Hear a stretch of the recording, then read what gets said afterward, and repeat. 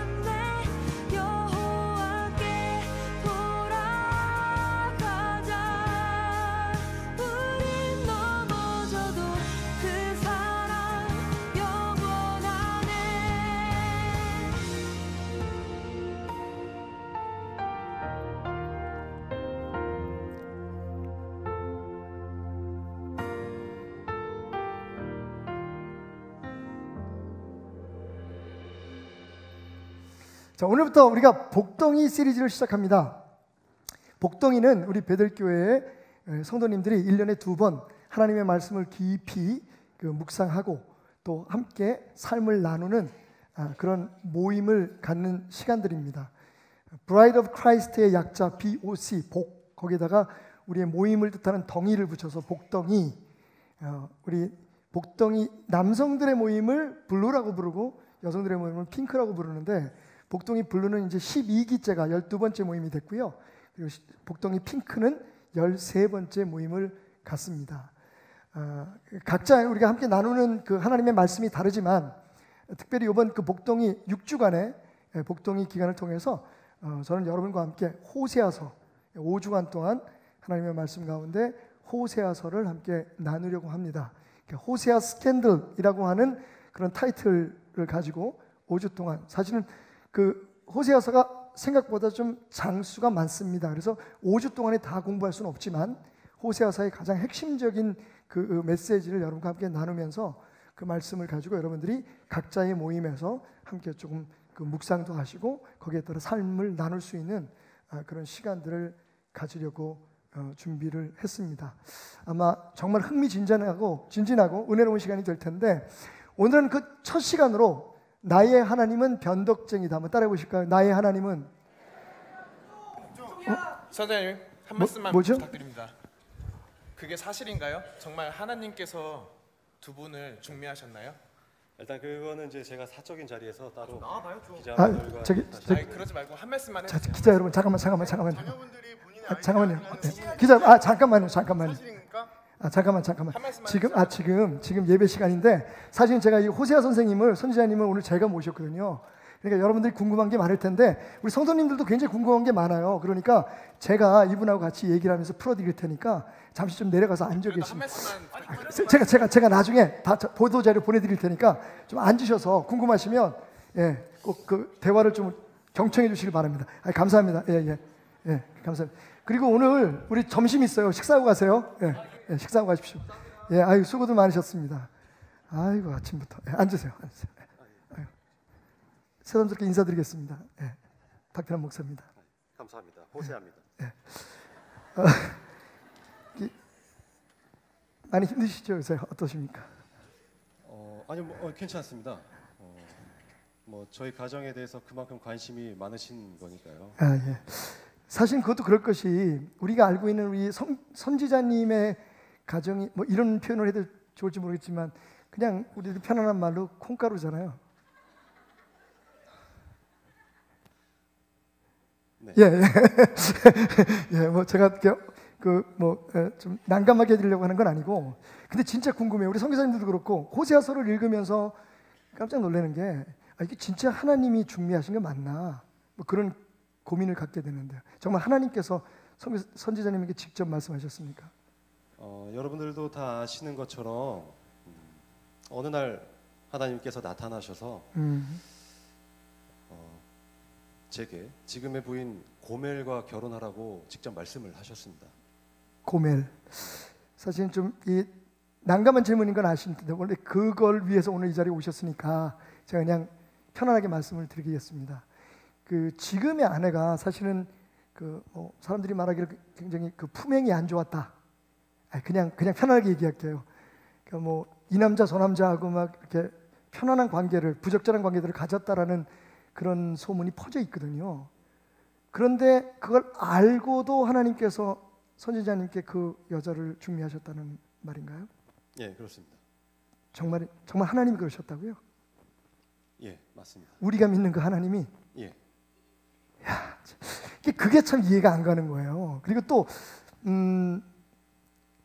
지금 자녀가 저희 아이가 셋이 있습니다. 셋이다 그러셨죠. 그런데 그 자녀들도 사실은 참 미안합니다만 이게 선지자님의 씨가 아니라는, 핏줄기가 아니라는 얘기가 있는데. 뭐 다들 그러더라고요. 근데 본인은 잘 모르시고. 그 부분에 대해서는 저도 잘 모릅니다. 아니 선지자님이 낳으신 아이들인데 사실 그럴 수도 있겠군요. 말하자면 결혼 생활을 하시는 가운데도 혹시 지금의 그 아내가 바람을 피웠다는 그런 의심을 하시는 건가요? 죄송합니다. 네. 그런 건 묻지 말아야 되는 건데. 자, 여전히 궁금한 게 많아요. 근데 왜 선교사님이 그 하나님의 말씀이 뻔한데 이게 저 같으면 못할 것 같거든요. 선교사님 어떻게 선지자님, 잠깐 선교사님이라 그러네. 선지자님은 어떻게 하나님의 명령을 수용하게 되셨는지. 여기에 보면 네, 제 이름으로 된 호세아서에 네. 모든 답이 나와 있으니까 아, 성경 말씀에요. 네, 네. 전문가이신 목사님께서 잘 설명해 주시면 참 좋을 듯 싶습니다. 아, 예. 즉답을 회피하시는군요. 네, 충분히 이해하겠습니다. 예. 오늘 선생님 이렇게 아침부터 와주셔서 너무 감사하고, 네네. 예. 제가 이제 사실은 이게 선지자님 가정의 얘기잖아요. 물론 하나님의 그렇죠. 얘기기도 예, 하지만, 그래서 혹시 제가 잘못 전하는 게 있는지 좀 앉으셔서 꼼꼼히 좀 그 검증을 해주셨으면 감사하겠습니다. 예, 알겠습니다. 그래서 우리 선지자님 가정 위해서 기도하겠습니다. 예. 부탁드립니다, 예, 목사님. 오늘 이렇게 시간 내주신 호세아 선지자님 가정에 여러분 뜨거운 축복의 박수를 부탁드리겠습니다. 예, 그러니까 그게 이해가 안 간다고요. 예. 오늘 말씀에 보면 너는 가서 음란한 여자를 맞이하여 음란한 자식을 낳아라. 여러분, 이 음란이라는 단어가 사실 우리가 쉽게 이 성경책에서 발견하기가 쉬운 그런 단어가 아니거든요. 음란한 여자, 이미 하나님께서 호세아라고 하는 선지자에게 중매를 하시기 전에 호세아의 아내가 될 고멜은 음란한 여성이었어요. 그러니까 말 그대로 adulterous, 다시 말하면 이 남자 저 남자하고 부적절한 관계를 가졌던 그런 사람이었다는 거죠. 그런데 하나님께서 그런 여자를 데려다가 결혼하라고 말씀하십니다. 근데 거기까지는 그래도 좀 우리가 이해한다고 합시다. 왜냐하면 하나님께서 그렇게 변화시켜주면 될 거 아니에요. 근데 문제는 그 음란한 여자고 결혼해서 아이들을 낳을 텐데 그 자식이 음란한 자식이라고 얘기하고 있습니다. 음란한 아들들을 낳아라. 여러분, 그 얘기는 제가 아까 좀 곤란하지만 호세아 선지자님께 여쭤봤던 것처럼 결혼 생활을 하는 과정에서도 이 아이들이 누구의 자식인지 모른다는 거예요. 음란한 씨라니까. 그죠? 정말 이해가 안 가는 부분이 그거예요. 어떻게 하나님이, 우리가 믿는 하나님이, 어떻게 선하신 하나님이 한 사람의 삶을, 그 가정을 그렇게 망쳐놓을 수가 있을까? 아마 이 인권운동을 하시는 분이 이 호세아서를 있는 그대로 읽고 충분히 묵상하지 않고 그 말씀 속에 담겨있는 하나님의 마음을 읽어내지 못한다면 난리가 날 거예요. 그죠? 분명히 하나님 말씀이니까, 하나님이 그렇게 하신 거니까 뜻이 없을 거라고 생각하진 않아요. 하나님이 재미로 하진 않으실 거 아니에요. 그죠? 분명히 뭔가 영적인 의미가 있을 텐데, 하나님께서 보여주시고 싶은 생각이 있을 텐데, 그래도 이건 아니지. 어떻게 하나님께서 아무리 많은 사람들에게 교훈을 주시고 구원하려고 하셔도 한 사람에게 이런 불행한 삶을 요구하실 수 있을까? 그것도 하나님의 종인데, 그것도 신실한 종인데 하나님이 그렇게 말씀하시면 그렇게 순종할 것을, 저는 그렇게 못해요. 저는 못할 것 같아요. 지금은 그래요. 다행인 게 성경 말씀이 그런 말씀이 있더라고요. 우리가 감당할 수 없는 시험은 안 주신다고. 혹시 하나님께서 참 미안하고 안 됐지만, 아니 오히려 저는 그래서 호세아라고 하는 선지자에게 고마워해야 될 것 같아요. 우리 모두에게 이 오늘의 깨달음을 주기 위해서 하나님은 그 선지자를 부르셨고 그 선지자는 하나님의 말씀에 순종했다.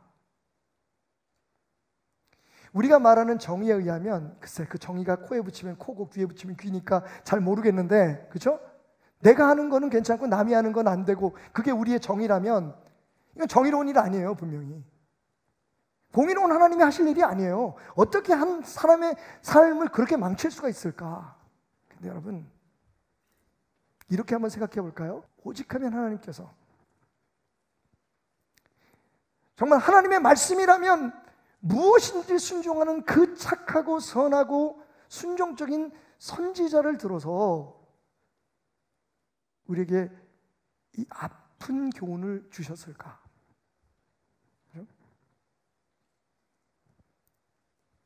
긍정적인 의도를 가지고 하나님의 말씀을 좀 보자고요. 그러면 보이는 게 있어요. 왜 그렇게 하셨는가? 이게 문제잖아요. 첫 번째로 저는 이 말이 생각났어요. 한번 따라해 볼까요? 너도 시집 가서 너 같은 딸 낳아봐라. 아니, 또 딸한테만 그러면 좀 그러니까 너도 장가 가서 너 같은 아들 한번 낳아봐 임마. 이게 사실 그 말 조심하셔야 돼요. 왜냐하면 요즘 딸 아들들은 거기에 대해서 뭐라고 대답해야 되는지를 배웠어요. 야, 너 시집가서 하도 속이 썩이니까 딸이 너 시집가서 너 같은 딸 낳아봐. 너 그러면 내 엄마 마음 지금 알 거야. 어? 네가 얼마나 너 엄마 속을 썩이는지 네가 알 거야. 그러면 요새 딸들 뭐라 그러는 줄 알아요? 아, 그래서 엄마가 나 같은 딸 낳았구나. 할머니가 똑같은 얘기 했을 테니까. 자, 여러분, 이 이상한 결혼의 이야기는 하나님께서 이렇게 우리에게 말씀하시는 것 같은 의미를 담고 있습니다. 이게 내 마음이야. 호세아를 통해서 하나님의 마음을 우리에게 보여주시는 거예요. 나는 너희를 사랑해서, 여러분 심지어는 이 고멜이라는 여자가, 혹시 호세아서를 잘 모르시는 분들이 계신다면 잠깐 설명이 필요할 것 같아요. 그렇게 해서 이렇게 그 음탕하고 음란한 여자, 사실은 다른 주석이나 이렇게 보면 제가 좀 사용하기를 불편해하는 단어이긴 하지만 장녀였다고 얘기를 해요. 그런 삶을 살았던 여자를 부인으로 얻습니다. 알고도. 그렇다고 해서 이 여자가 결혼하고 난 다음에 그 행실이 바뀐 게 아니에요. 계속 남편은 있는데 딴짓을 하고 돌아다닌 거예요. 여러 남자들하고. 그래서 이 세 명의 아들, 딸 중에 누가 내 아들인지 누가 남의 신지 알지 못하는 그게 얼마나 괴롭겠어요. 그런 삶을 살다가 이 여자가 결국은 그것도 견디지 못하고 애 셋을 남겨두고 집을 나가버려요. 그리고 정말 이 남자 저 남자하고 마음대로 살아가는 거예요. 자기가 살고 싶은 대로. 이 주일 아침에 들을 얘기는 아닌데, 저는 우리나라의 드라마들이 막장이라도 난 이런 막장은 못 들어봤어. 그죠? 뭐 저만 나 붙이고 너는 어쩌다 나를 뭐 이런 건 봤는데 예. 혹은 뭐 남매가 그러니까 배다른 남매가 이렇게 사랑을 하다 보니까 나중에 오빠 이건 아니야 뭐 이런 거는 봤는데, 사실 이 호세아 가정처럼 이런 일은 진짜 이건 뭐 콩가루죠. 그래가지고 아이 셋을 낳아놓고는 그 아이를 맡겨놓고 나가버린 거예요, 집을. 어느 날 호세아 선지자가 시장 곁을 걷고 있는데 거기 그 당시의 풍습에 따라 노예시장이 열렸죠. 전쟁의 포로가 된 사람들, 혹은 빚을 갚지 못해서 그 노예로 팔려온 사람들, 혹은 다른 사람들이 받아야 될 벌을 대신 받기 위해서 노예가 된 사람들, 뭐 이런 여러 종류의 사람들이 있는데 그 가운데 저 알고 편하게 살겠다고 남편 버리고 자식들 버리고 간 그 여자가 노예로 서 있는 거예요. 외면하고 싶었겠죠. 근데 정말 호세아가 불안하게 생각했을 법한 그 일이 일어난 거예요. 하나님의 음성이 또 들려오죠. 호세아야, 너 어디 가니? 네 부인 저기 있잖아. 내 부인 아니에요. 하나님 또 말씀하십니다. 가서 데려와. 아니 그건 아니잖아요. 하나님 말씀하십니다. 그게 너희를 향한 내 마음이다. 너희는 나를 하나님이라고 부르면서 너희들이 편리할 때, 너희들이 좋을 때, 너희들의 편안함과 안락함과 유흥을 위해서, 잠시 기쁨을 위해서 너는 나 아닌 다른 남편들, 다른 남자들과 놀아났지만, 영적인 간음의 죄를 범했지만 나는 그래도 너희를 버리지 않고 다시 찾아올 것이다.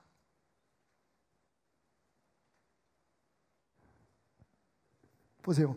여호와께서 처음 호세아에게 말씀하실 때 여호와께서 호세아에게 이르시되 너는 가서 음란한 여자를 맞이하여 음란한 자식을 낳아라. 이 나라가 여호와를 떠나 크게 음란함이라. 자, 하나님께서 이 호세아와 고멜 그 가정의 불행한 이야기들을 통해서 하나님의 마음을 한번 너희도 깨달아 봐라.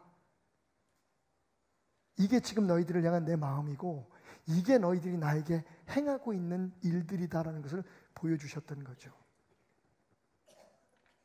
그리고 하나님은 그런 하나님의 사람들의 영적 간음의 결과가 무엇인지, spiritual adultery의 결과가 무엇인지를 호세와 고멜 사이에서 태어난 자녀들의 이름을 통해서 계시해 주십니다. 영적 간음의 결과는 한마디로 이거예요. 나 이제 니네 하나님 안 할래. 한번 따라해 봅시다. 나 이제 니네 하나님 안 할 거야. 여러분, 이게 하나님이 정확히 하신 말씀이에요. 9절 말씀이 볼까요? 여호와께 이르시되 그의 이름을 노암미라 하라. 너희는 내 백성이 아니요 나는 너의 하나님이 되지 아니할 것이다. 여러분, 얼마나 무섭습니까? 우리는 지금 하나님을 믿는다고 하나님 앞에 나와서 하나님은 나의 하나님이라고 얘기하고 하나님이 나의 남편이고 하나님이 나의 아버지라고 고백하는데 하나님 말씀하시기는 뭐라고? 나는 네 하나님 아니야. 난 네 남편이지 아니다. 난 너 모른다라고 얘기한다면 여러분, 이게 얼마나 불행한 일일까요? 하나님이 말씀하시는 거예요. 나 이제 니네 하나님 안 한다. 나도 질렸다. 너희들의 그 영적 바람에, 너희들의 그 간음에 도대체 내가 참을 수가 없구나. 봐라, 너희들의 자녀들의 이름을 통해서 하나님을 버린 자, 하나님을 믿는다고 하면서도 딴짓하는 너희들의 삶의 결과가 무엇인지를 말해줄게. 첫째, 아들의 이름이 뭐예요? 이스르엘. 이스라엘이라는 뜻은 그 말 뜻대로 하면 하나님이 흩으셨다는 뜻이에요. 너희들이 내 백성이라고 얘기하면서 내가 너희들의 하나님이라고 외치면서 너희들이 나 아닌 다른 너희들이 만든 너희들의 신들을 섬기게 될 때에 너희들의 행복과 즐거움을 위해서 내가 준 행복이 아니라, 내가 준 축복이 아니라 너희들이 만들어낸 기쁨을 위해서 너희가 영적으로 간음하게 될 때에 나는 너희를 흩을 거야. 여러분, 당연한 결과죠. 하나님께서 우리 하나님이 안 되시면 내가 지금까지 지내온 것은 주의 은혜라, 주의 은혜라. 내가 이 자리에 서 있는 것은 하나님께서 우리를 붙드시고 우리를 모으시고 이끌어 오셨는데 하나님께서 그 손을 놔버리시면 우리는 이스라엘이 되는 거죠. 이스르엘, 흩어져 버리는. 근데 이 이스라엘이라는 말은 지명이기도 해요. 계속되는 말씀에 보면 하나님께서 예후를 통해서, 예후라고 하는 새로운 사람을 통해서 그를 왕으로 세우기 위해서 잘 아는 아합 있죠, 여러분. 이세벨의 남편. 아합의 일족을, 아합의 가족과 그리고 아합 주변에서 하나님을 버리고 그 이스라엘 사람들에게 다른 신을 섬기게 했던 바알 신을 섬겼던 제사장들을 멸절시킨 곳이 이스르엘이라고 하는 도시였어요. 그러니까 복합적인 의미를 가지고 있는 거죠. 네가 이스라엘의 역사를 생각해봐라. 내가 흩어버릴 거야. 내가 손을 놔버리면 너희는 흩어져 버릴 수밖에 없어. 그리고 두 번째 아이의 이름을 뭐라고 말씀하시냐면 로루하마라고 하나. 두 번째 딸을 낳았어요. 근데 그 딸의 이름을 로루하마라고 해요. 우리가 읽을 때 로루하마라고 이렇게 끊어서 읽습니다. 왜냐하면 원래 여러분 2장 1절에 보면 루하마라고 이름이 바뀌잖아요, 다시. 그러니까 로는 접두어예요, 접두어. 영어로 말하면 D 혹은 엔타이, 안티 뭐 이런 단어와 같은 거예요. 그죠? 우리가 크레센도 그러면 점점 크게잖아요. 거기에 D가 붙으면 어떻게 돼요? 디크레센도 그러면 점점 작아지는 거죠. 부정적인 의미를 가지고 있거든요. 우리 크리스찬 그러면 기독교인이라는 뜻인데 거기에 엔타이 크리스찬이라는 접두어가 엔티가 붙으면 어떻게 돼요? 기독교를 반대하는 사람이 되는 거죠. 똑같은 거예요. 루하마라고 하는 뜻은 사랑받는 자, 긍휼히 여김을 받다라는 의미를 가지고 있거든요. 그러니까 부족해도 연약해도 사랑을 받는 사람이라는 의미를 가지고 있어요. 근데 그 앞에 로라고 하는 부정 접두어가 붙으면 어떻게 돼요? 긍휼을 받지 못하는 사람이 되는 거예요. 그러니까 너희가 네 갈 길을 갔으니까 나를 믿는다고 얘기하면서 예배의 자리에 나오면서 니네들 할 짓 다 했거든? 그래서 나는 이제 너희들을 놔주려고 해. 너희는 흩어질 거고 그리고 나는 더 이상 너희들을 긍휼히 여기지 않을 거야. 하나님이 우리 하나님이었을 때는 우리가 잘나서가 아니라 우리가 무슨 죄가 없어서가 아니라 여러분 로마서의 말씀처럼 우리가 약할 때에, 우리가 죄인이었을 때, 우리가 아직 원수 되었을 때에 하나님께서 그 아들 예수 그리스도를 우리에게 보내주셔서 할렐루야 우리를 구원해 주셨단 말이에요. 그런데 하나님이 이제 더 이상 그걸 안 하신대요. 쉽게 말하면 너희들이 사는 그 대가를 그냥 먹고 살아. 예전에는 우리가 잘못했어도 우리가 잘못된 씨를 심었어도 하나님께서 은혜로 그 씨를 바꿔주셔가지고 그죠? 우리를 새로운 사람으로 만드셔서 축복해 주시는 긍휼을 베푸셨는데 하나님 이제 그거 안 한대요. 네가 한 대로 그 열매를 먹게 될 거다. 셋째 아이가 태어났어요.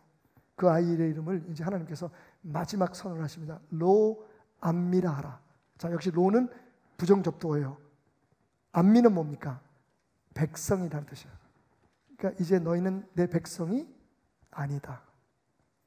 하나님이 흩으시고 더 이상 돌이킬 길을 예비해 주지 않으시고 이제는 너는 너희 길을 나는 내 길을 가. 너는 이제 더 이상 내 백성이 아니다. 너는 더 이상 내 종이 아니다. 이 교회는 더 이상 내 교회가 아니다. 오 주여.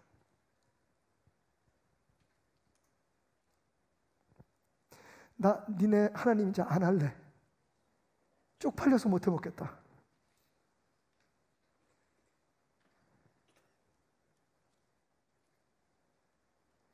이 정도 시간, 이 정도 기회, 이 정도의 축복을 너에게 주었으면 예수님의 탄식이잖아요.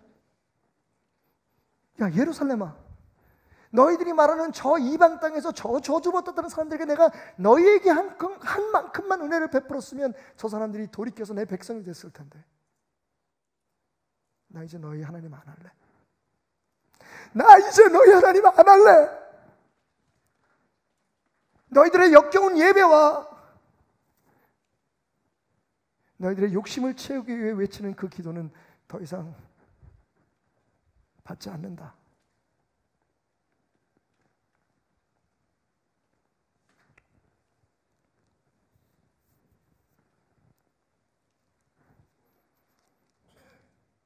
여러분, 하나님의 본심을 아셔야 됩니다. 그러면 그게 전부일까요? 오늘 제가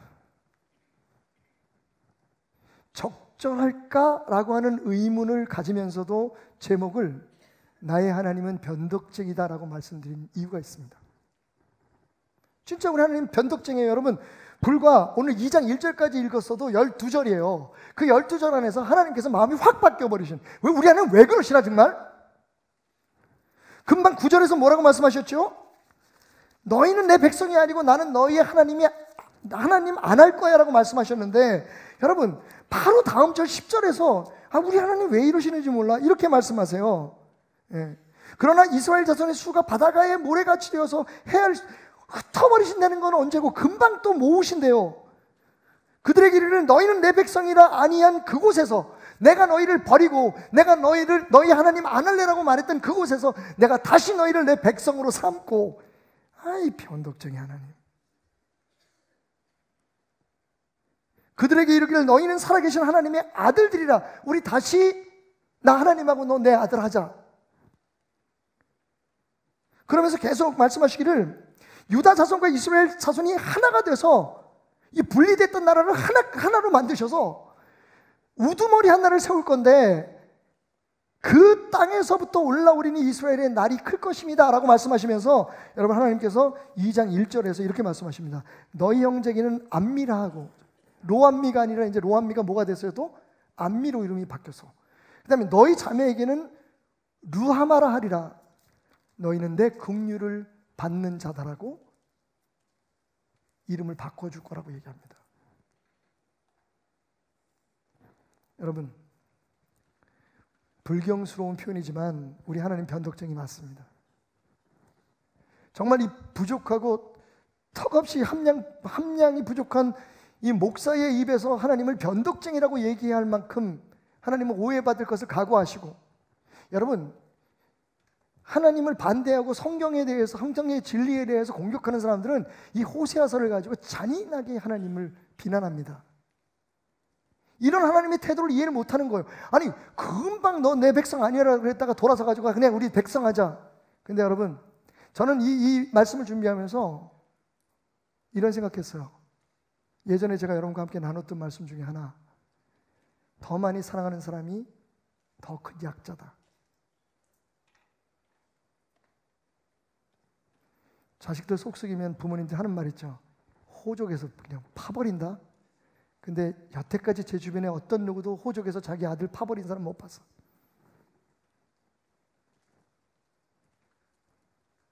여러분 멀리 갈 거 없어요. 제 삶을 보세요. 제가 아내한테 얼마나 공쳐간대요. 근데 아내가 무서워서 그런 게 아니에요. 사랑은 눈물의 씨앗이라고 말했나요, 누가?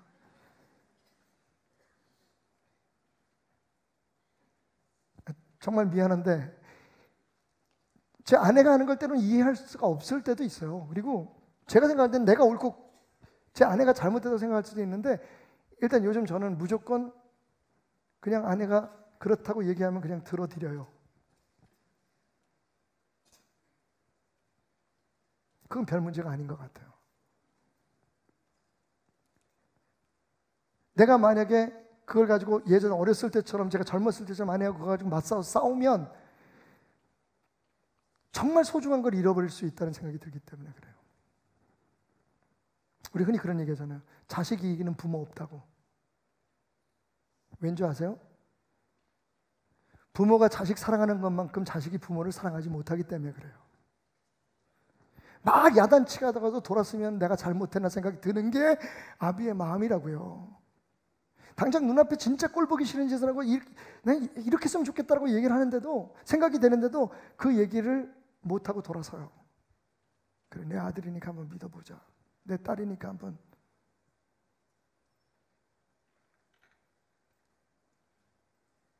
여러분, 호세아서는 하나님의 사랑의 이야기를 가장 극단적으로 표현하고 있는 말씀입니다. 근데 저는 여기서 이런 메시지를 들어요. 네 안에 바람기 좀 잠재워라. 자, 옆 사람에게 얘기합시다. 이거 안 돼. 내 자신에게 얘기합시다. 내 안에 바람기야 잠들지어다.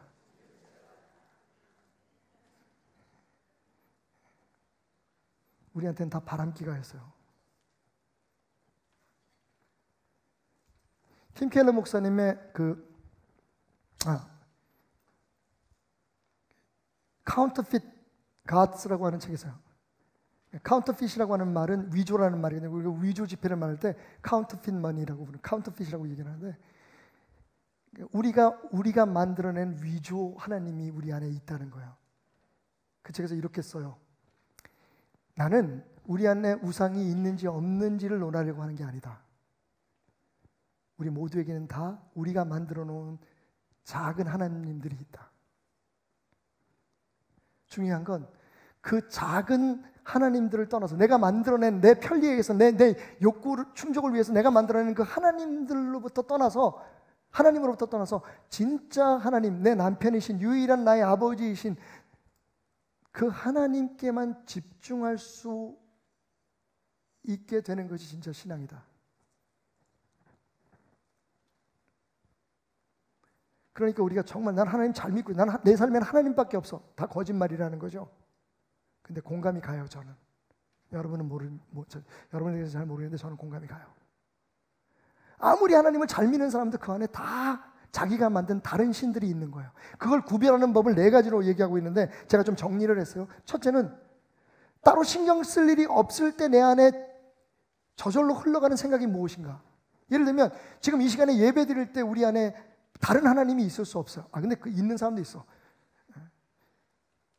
여기서 이렇게 예배를 드리는데 예배하는데 설교하는 목사한테 홀딱 빠져가지고 응?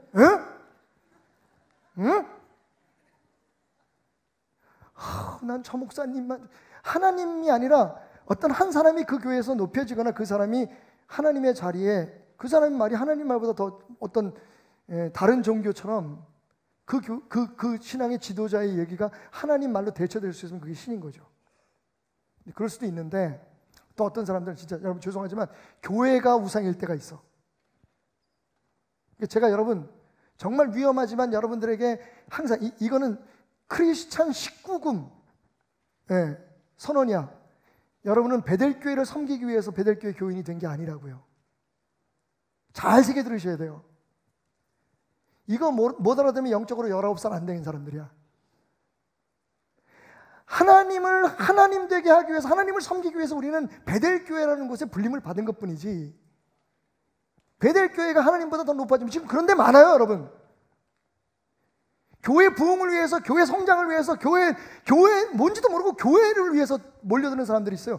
근데 우리 교회가 최고인 거야. 우리 교회가 뭘 잘못하고 하나님 뜻이 아닌 것을 해도 그냥 오케이인 거야. 왜? 우리 교회니까. 어떤 사람들에겐 나라가, 내 이념이 하나님의 자리를 대신하는 사람들이 좀 있어요. 혹시 우리 교회는 어제 서초동 나갔다가 교회 못 오신 분이 안 계신지 모르겠어요. 혹은 또 어떤 분들은 청와대 앞에서 또 태극기 깔고 주무시다가 새벽에 못 오신 분이 계신가?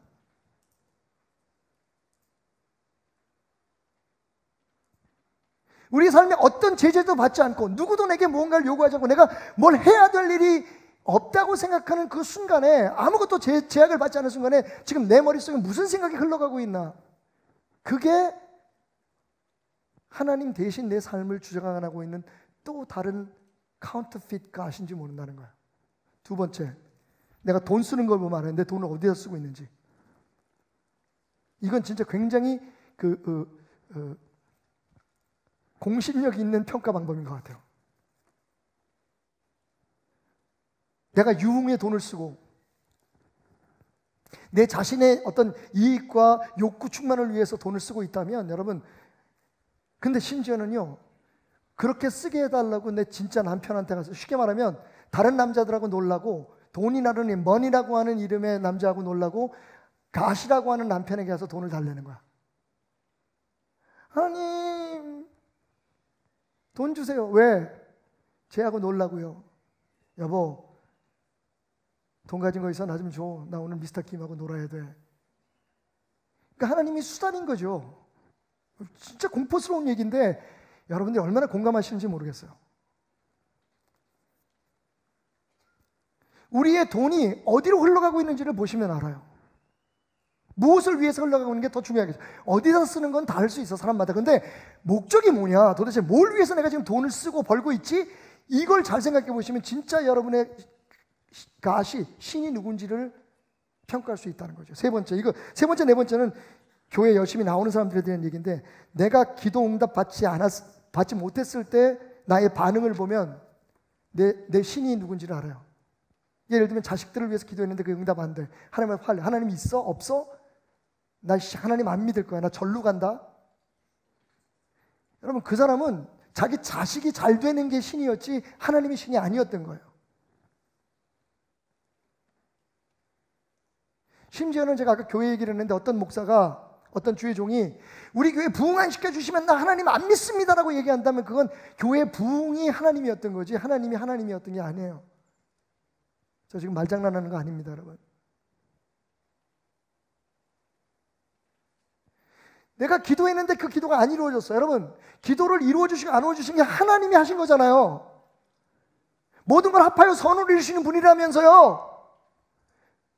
하나님 한 분밖에는 내게 만족이 없다면서요. 그러면 하나님이 어떤 결정을 내리시든지 응답을 내리시든지 안 내리시든지 그게 하나님의 과정이고 선택이라고 생각하고 받아들여야 되는데 하나님한테 화를 낸다고요. 하나님 왜 안 들어주세요?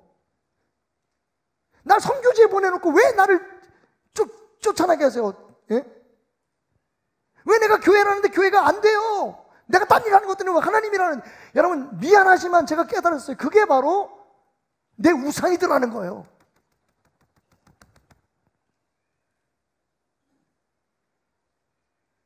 마지막 네 번째는 제게는 개인적으로 더 큰 깨달음을 줬는데, 내 안에 가장 통제하기 힘든 감정이 어디서 일어나는 걸 보세요. 그러니까 사람들하고 어떤 대화할 때, 사람들하고 어떤 관계를 갖거나 세상에 살아갈 때 갑자기 내가 견뎌낼 수 없는 그런 화가 치민다든지 내 안에 감정적인 변화가 일어나는 게 뭔지. 제가 이 말씀을 공부하면서 어제 우리 함께 사역하는 목사님들하고 이 주제에 대해서 제가 대화를 나눴어요. 다른 분들 얘기는 안 할 거고요. 제 얘기를 할게요. 내가 그동안에 목회하면서 27년 동안에 지금은 많이 스스로 변화되려고 몸부림치고 있지만, 젊은 시절에 제일 저를 화나게 했던 게 뭐냐면 제가 무시당한다고 생각했을 때, 저를 인정해주지 않을 때, 난 내 딴에는 열심히 했는데 사람들이 안 알아줄 때. 제일 대표적인 케이스가, 부끄럽지만 여러분들이 깨달음이 있다면 제가 그냥 제 얘기를 좀 하겠습니다.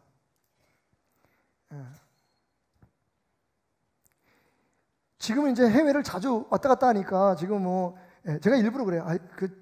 나 해외 나가는데 뭐 인사하러 나오고 일부러 그럴 필요 없어. 그냥 어떨 때는 월요일 날 갈 때도 있잖아요. 월요일 날 다 쉬는데 일부러 뭐 나 간다고 이렇게 뭐 할 필요 없어. 그냥 나 데려다 줄 사람 한 사람만. 어떨 때는 제 아내가 직접 데려다 줄 때도 있고. 처음에 제가 미국을 가는데 그때 제가 교회 온 지 얼마 안 됐고 굉장히 불안한 상태였었죠. 우리 교회가.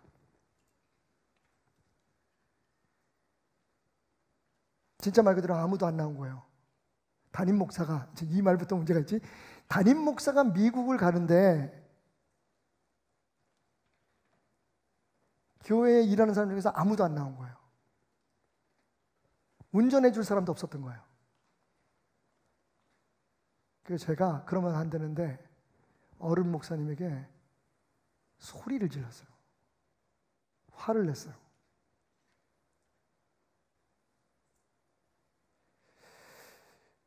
그 기억에 아직도 지워지지 않는 그 저의 못난 모습이 오랜 기간을 지속됐습니다.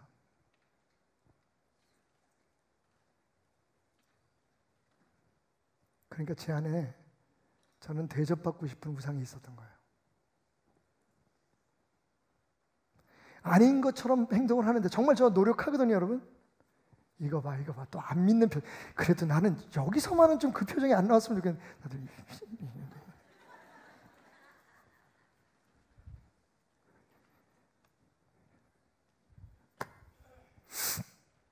그런 거예요.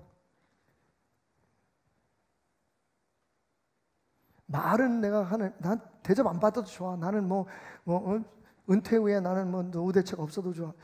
말버릇 없는데 그것조차도 사실은 사람들 앞에 뭔가 내가 다른 사람하고 다른 목사가 특별하다는 것을 과시하려고 하는 것은 아닐까라는 생각들이 들어요. 제가 너무 좀 결벽증이 있죠, 여러분. 그게 저예요. 말씀을 준비해서 하나님께서 저게 네 안에는 아직도 네 교만이 있어. 너 사람들한테 대접받고 싶어해. 그걸 어떻게 알았냐면 팀 켈러 목사님 말처럼 내가 그 일에 화를 내고 있더라고요. 사람들이 나한테 인사를 하면 안 하면 화나는 거예요. 혹시 여러분들 가운데 요즘 이 세상 살아가면서 그런 분들 많을 거예요. 이 세상이 막 정의롭지가 못해. 옳지 않은 일을 보면 화를 내. 교회고 뭐고 없어. 그냥 이거 바로 잡아야 돼. 근데 여러분 그거 조심하셔야 돼요.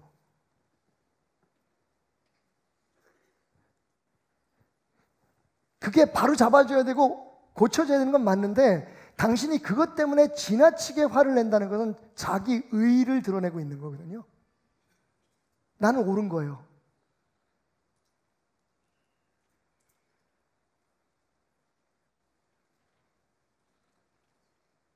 그게 내 신인 거예요. 내 이념이, 내 철학이, 내 생각이.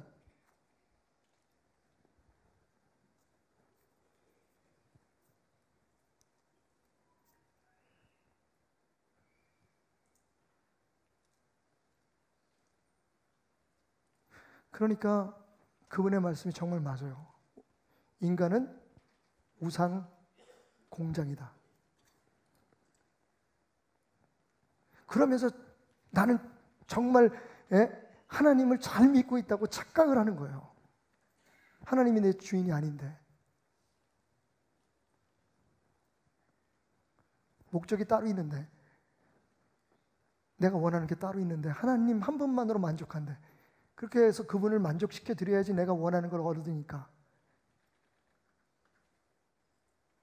하나님 탄식하시는 거예요. 내가 네 남편인데 너 지금 바람 피고 있는 거야. 돈과 명예와 이 세상의 쾌락과 심지어는 네가 생각하는 공의와 정의와 너 지금 바람 피고 있는 거야.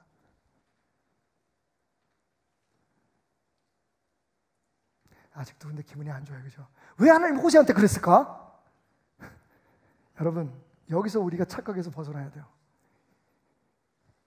우리가 호세아 아니에요, 여러분. 이 이야기 속에 호세아가 우리가 아니에요. 이 이야기 속에 호세아는 하나님이에요. 괜히 피해자 코스프레 하지 말라고요. 우리가 마치 정의로운 사람인 것처럼, 아니 호세아가 이런 대접을 받는데 우리가 편들어줘야지, 이런 생각하지 말라고. 여러분, 이 이야기 속에 고멜이 우리예요. 그러면 얘기가 달라져요. 여러분, 호세아에게서는 굉장히 불행한 일이었지만 2번, 3번 용서함 받고 2번, 3번 그 연약하고 죄 지은 상태에서 용납받은 고멜은 얼마나 행복한 여자였던, 그게 저와 여러분이에요. 부당한 대접을 받고 하나님 앞에 억울하게 대접받는 게 내가 아니라, 그 호세아가 내가 아니라, 이 이야기 속에 정말 자격도 없는데, 아니 가치도 없는데, 버림받아도 마땅한데, 여러분 누가 욕하겠어요? 그런 여자하고 그런 여자를 다시 그 노예 성에서 에이 넌 그렇게 살아 그러고 왔다고 누가 욕하겠어요? 그런데 하나님은 그 여자를 사오라 그랬잖아요. 돈을 주고. 그 방탕한 여자를, 음탕한 여자를 그냥 네 부인으로 다시 맞으라 그랬잖아요. 그게 하나님의 마음이라는 거예요. 호세아를 통해서 하나님의 마음은 보여지고, 고멜을 통해서 말로는 다 알 수 없는 우리가 받은 은혜가 드러나는 거예요.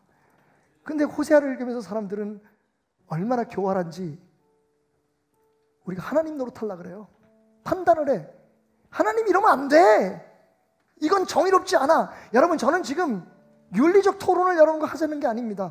하나님도 그 부담감을 안고 이 일을 우리에게 보여주신 거예요. 오죽하면, 여기 누구도 호세아만큼 믿음 있는 사람 있으면 나와보라 그래. 그 여자의 품행이나 그 여자의 삶을 알면서도, 그 추하고 더러운 모습의 여인을 알면서도 자기의 부인으로 얻고, 자기 새끼인지 아닌지도 모르는 애들을 키워가면서 그것도 떠나간 부인을 다시 집에 돌아와서 나와 함께 살자라고 얘기하는 이런 신실한 종이 있으면 나와봐라 그래. 여러분 알고 계세요? 이사야하고 호세아는 같은 시대 사람이에요. 요즘 표현 말하면 같은 신학대학 나온 그 같은 주의 종이에요. 근데 이사야는 잘 나가고 호세아는 완전히 망했잖아요. 이런 종이 어디 있어요? 아까 말씀드렸듯이 감당할 만하니까 호세아에게 그 시험을 주셨는데, 하나님 마음 얼마나 아팠겠어요. 이제 평소에 못되게 구는 종이나 못되게 구는 자식한테 벌 주는 건 있을 수 있지만, 이렇게 시키는 대로 아멘, 자기가 어떤 고난과 고통을 겪을 줄 알면서도 아멘하는 이런 종에게 이 아픔을 주면서까지 하나님은 왜 우리에게 무슨 얘기를 하기를 원했던 걸까요?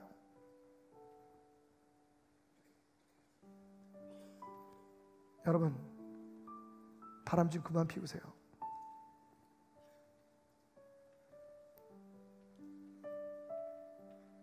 하나님을 믿는다고 하면서 딴 것 꿈꾸지 말라고요. 다른 데서 기쁨 누리지 마시라고요.